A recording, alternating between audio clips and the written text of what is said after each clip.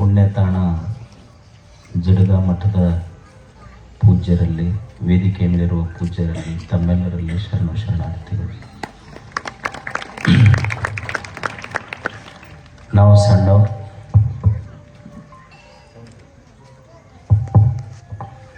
ನಾವೆಲ್ಲ ಸಣ್ಣವರಿದ್ದಾಗ ಈ ಭಾಗದೊಳಗೆ ಒಬ್ಬರು ಮುತ್ತೆಯವ್ರ ಹೆಸರು ಕೇಳ್ತಿದ್ವಿ, ಅದು ಜುಡ್ಗ ಮುತ್ತೆಯವರು. ಅವರನ್ನು ನಾವು ನೋಡಿರಲಿಲ್ಲ, ಆದ್ರೆ ನಾವು ಸಣ್ಣವರಿದ್ದಾಗೆಲ್ಲ ಜಡ್ಗ ಮುತ್ತೆಯವ್ರದ್ದು ಅಷ್ಟು ಪ್ರಭಾವ.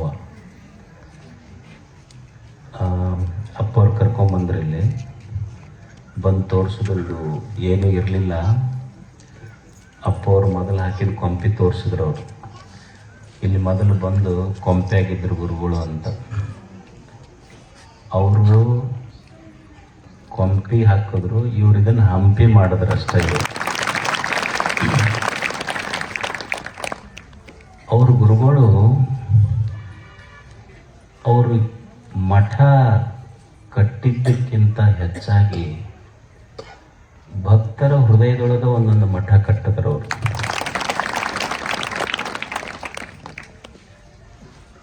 ಎಷ್ಟು ಜನ ಅವರಿಗೆ ಭಕ್ತರು, ಭಕ್ತಾನುರಾಗಿಗಳು,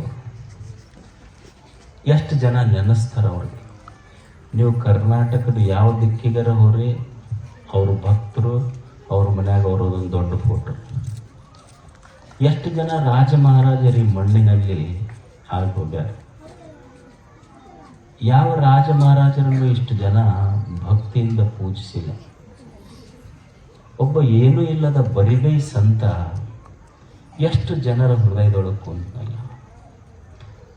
ಒಬ್ಬ ಮಹಾರಾಜನೂ ಆಗಿ ಹೋಗಿದ್ದಾನ, ಮಹಾತ್ಮನೂ ಆಗಿ ಹೋಗಿದ್ದಾನ.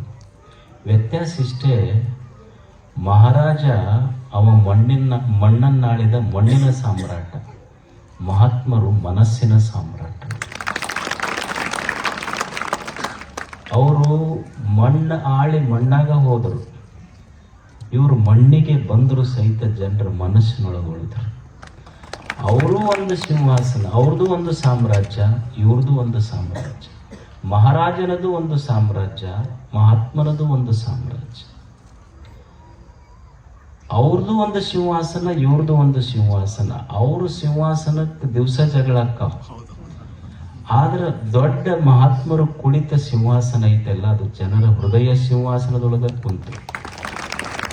ಮತ್ತು ಅವರ ಸಿಂಹಾಸನ ಕಸುಗಳವ್ರು ಹುಟ್ಟುತ್ತಾರೆ. ಇವ್ರ ಸಿಂಹಾಸನ ಕಸುಗೊಳ್ಳಕ್ಕೆ ಯಾರಿಂದನೂ ಸಾಧ್ಯ ಇಲ್ಲ. ಜನರ ಹೃದಯದೊಳಗೆ ಇಟ್ಟುಗಳ ಮೇಲೆ ಯಾರು ಕಷ್ಟಕ್ಕೆ ಸಾಧ್ಯ? ಅವರು ಪುಣ್ಯ ಪುರುಷರು. ಒಬ್ಬ ಗುರು ಏನು ಮಾಡಬೇಕು ಅದನ್ನೆಲ್ಲ ಮಾಡಿ ಹೋದ್ರು.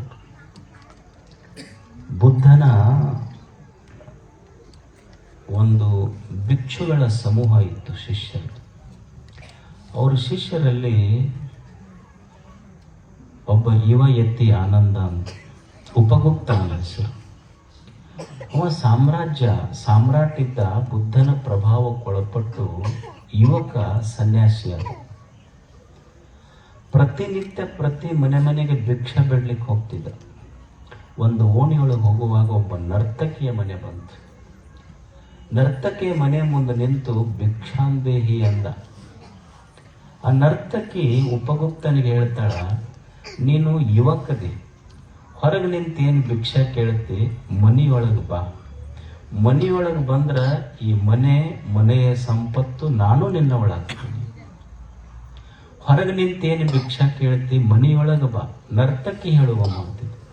ಮನೆಯೊಳಗೆ ಬಂದ್ರೆ ಮನೆಯ ಸಂಪತ್ತು ನಾನು ನಿನ್ನ ಒಳಗ್ತೀನಿ. ಉಪಗುಪ್ತ ಹೇಳ್ತಾನ, ಸಮಯ ಬಂದಾಗ ಬರುವೆ.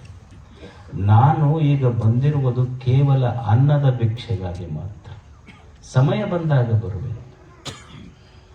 ಮುಂದೆ ಕೆಲವು ವರ್ಷ ಆದಮೇಲೆ ಆ ನರ್ತಕಿಗೆ ರೋಗ ಬರ್ತದೆ. ರೋಗ ಬಂದು ಊರನ್ ಜನ ಎಲ್ಲ ಆಕಿ ಓಡಿಸ್ತಾರೆ ಹೊರಗೆ. ಊರು ಬಿಟ್ಟು ಓಡಿಸಿ ಕಲ್ಲು ತೊಗೊಂಡು ಬಡ್ಗಿ ತೊಗೊಂಡು ಹೊಡೆದು ಮುಪ್ಪಾಗಿ ನೆರಳ್ಕೋಂತ ಎಲ್ಲೋ ಒಂದು ದಾರಿಯ ದಂಡಿಗೆ ಬಿದ್ದಿರ್ತಾಳ. ಬ್ಯಾಸಗಿ ಬಿಸಿಲ ನೆರಳುವುದನ್ನು ಉಪಗುಪ್ತ ಕೇಳ್ತಾನ. ದಾರಿ ಹಿಡ್ಕೊಂಡು ಹೊಂಟಿದ್ದ. ಉಪಗುಪ್ತ ಕೇಳಿ ಯಾರೋ ನೆರಳಕತ್ತಾರಂತ ಹೋಗಿ ತನ್ನ ತತ್ರಾಣಿಯಲ್ಲಿ ಒಂದು ಕಪ್ ನೀರ ಕೊಟ್ಟು ಅಂತೂ ತನ್ನ ಕೊಟ್ಟು ತಲೆ ಮೇಲೆ ಕೈ ಆಡಿಸ್ತಾನೆ.